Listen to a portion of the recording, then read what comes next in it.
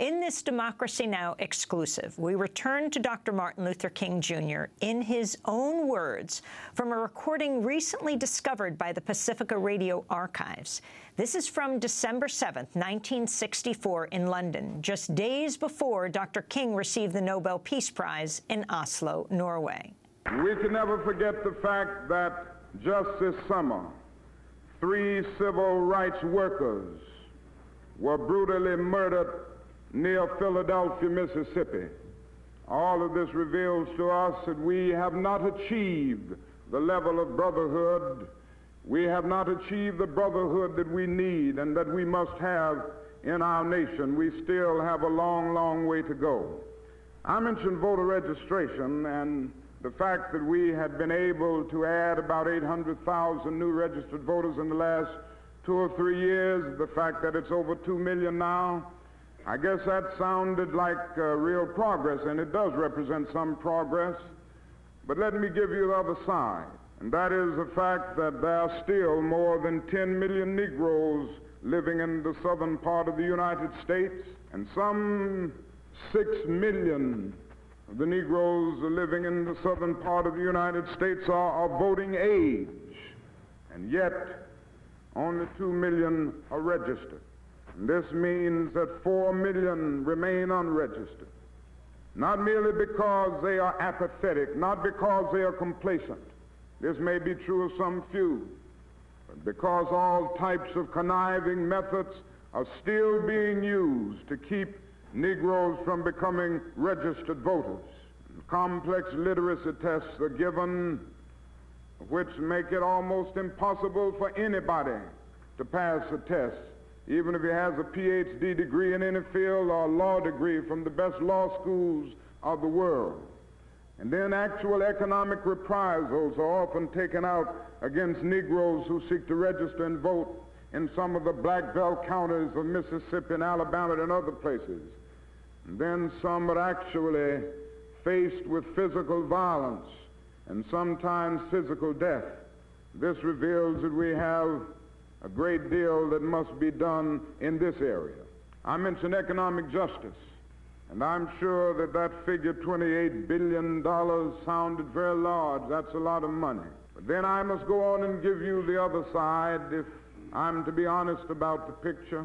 That is the fact that 42% of the Negro families of the United States still earn less than $2,000 a year, while just 16% of the white families earn less than $2,000 a year. 21% of the Negro families of America earn less than $1,000 a year, while just 5% of the white families earn less than $1,000 a year. And then we face the fact that 88% of the Negro families of America earn less than $5,000 a year, while just 58% of the white families earn less than $5,000 a year. So we can see that that is still a great gulf between the haves, so to speak, and the have-nots. And if America is to continue to grow and progress and develop and move on toward its greatness, this problem must be solved. Now, this economic problem is getting more serious because of many forces alive in our world. For many years, Negroes were denied adequate educational opportunities. For many years, Negroes were even denied apprenticeship training. And so the forces of labor and industry so often discriminated against Negroes. And this meant that the Negro ended up being limited by and large to unskilled and semi-skilled labor. Now, because of the forces of automation and cybernation, these are the jobs that are now passing away. And so the Negro wakes up in a city like Detroit, Michigan, and discovers that he's 28% of the population and about 72% of the unemployed.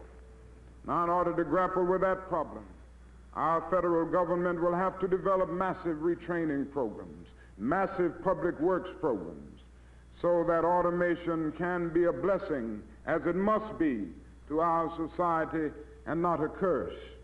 Then the other thing, when we think of this economic problem, we must think of the fact that that is nothing more dangerous than to build a society with a segment in that society which feels that it has no stake in the society. Nothing more dangerous than to build a society with a number of people who see life as little more than a long and desolate corridor with no exit sign. They end up with despair because they have no jobs, because they can't educate their children, because they can't live in a nice home, because they can't have adequate health facilities. We always hear of the various reasons why and the various myths concerning integration and why integration shouldn't come into being. Those people who argue against integration at this point often say, well, if you integrate the public schools, for instance, you will pull the white race back a generation. And they like to talk about the cultural lag in the Negro community. And then they go on to say, now, you know, the Negro is a criminal and he has the highest crime rate in any city that you can find in the United States. And arguments go on ad infinitum why integration shouldn't come into being. But I think there's an answer to that. And that is that if there is cultural lag in the Negro community, and there certainly is, this lag is there because of segregation and discrimination. It's there because of long years of slavery and segregation. Criminal responses are not racial but environmental. Poverty, economic deprivation, social isolation, and all of these things breed crime, whatever the racial group may be. And it is a torturous logic to use the tragic results of racial segregation as an argument for the continuation of it. It is necessary to go back. And so it is necessary to see this and to go all out to make economic justice a reality all over our nation. I mentioned that racial segregation is about dead in the United States, but it's still with us. We are about past the day of legal segregation. We have about ended de jure segregation, where the laws of the nation or of a particular state can uphold it because of the Civil Rights Bill and the Supreme Court's decision and other things. We have passed a day when the Negro can't eat at a lunch counter, with the exception of a few isolated situations, or where the Negro can't check in a motel or a hotel. We are fastly passing that day. But that is another form of segregation coming up. It is coming up through housing discrimination, joblessness, and de facto segregation in the public schools. And so the ghettoized conditions that exist make for many problems, and it makes for a hardcore de facto segregation that we must grapple with on a day-to-day basis. And so this is the problem that we face, and this is the problem that we are forced to deal with. And we are going to deal with it in a determined way. I am absolutely convinced that segregation is on its deathbed, and those who represent it, whether they be in the United States or whether they be in London, England, the system is on its deathbed.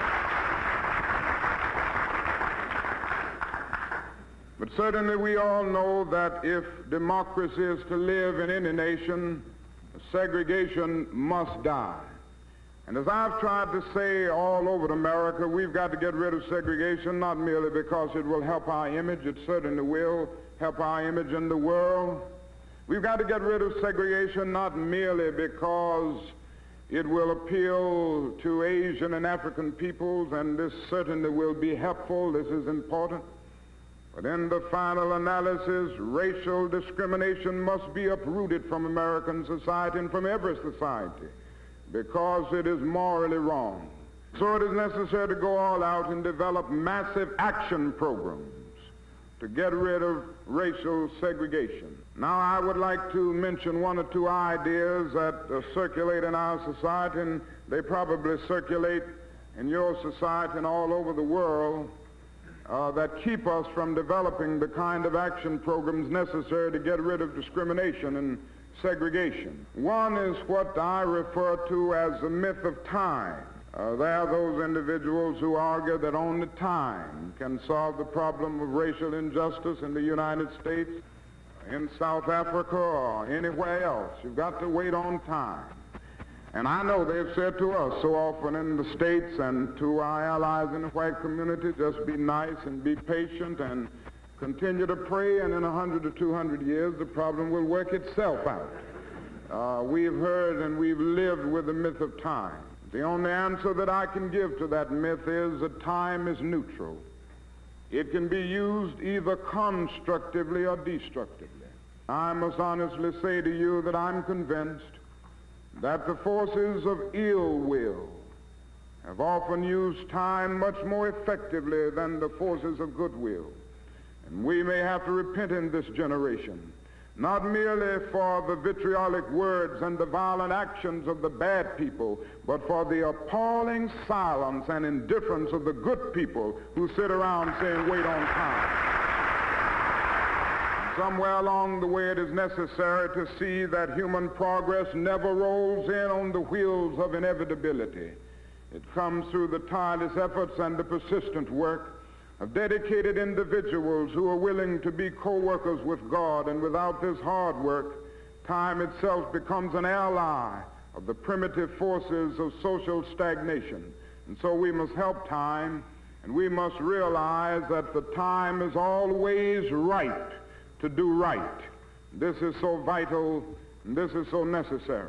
Now, the other myth that gets around a great deal in our nation, and I'm sure in other nations of the world, is the idea that you can't solve the problems in the realm of human relations through legislation. You can't solve the housing problem and the job problem and all of these other problems through legislation. You've got to change the heart. We had a presidential candidate just recently who spoke about this a great deal, and I think Mr. Goldwater sincerely believed that you couldn't do anything through legislation because he voted against everything in the Senate, including the Civil Rights Bill. And he said all over the nation throughout the election that we don't need legislation, that legislation can't deal with this problem. But he was nice enough to say that you've got to change the heart. Now, I want to at least go halfway with Brother Goldwater at that point. I think he's right. If we're going to get this problem solved in America and all over the world, ultimately, people must change their hearts where they have prejudices. If we're going to solve the problems facing mankind, I would be the first to say that every white person must look down deep within and remove every prejudice that may be there, and come to see that the Negro and the colored peoples generally must be treated right, not merely because the law says it, but because it is right and because it is natural. I agree with this 100%. And I'm sure that if the problem is to be solved ultimately, men must be obedient not merely to that which can be enforced by the law, but they must rise to the majestic heights of being obedient to the unenforceable. But after saying all of that, I must go on to the other side. This is where I must leave Mr. Goldwater and others who believe that legislation has no place. It may be true that you can't legislate integration, but you can legislate desegregation. It may be true that morality cannot be legislated, but behavior can be regulated. It may be true that the law can't change the heart, but it can restrain the heartless.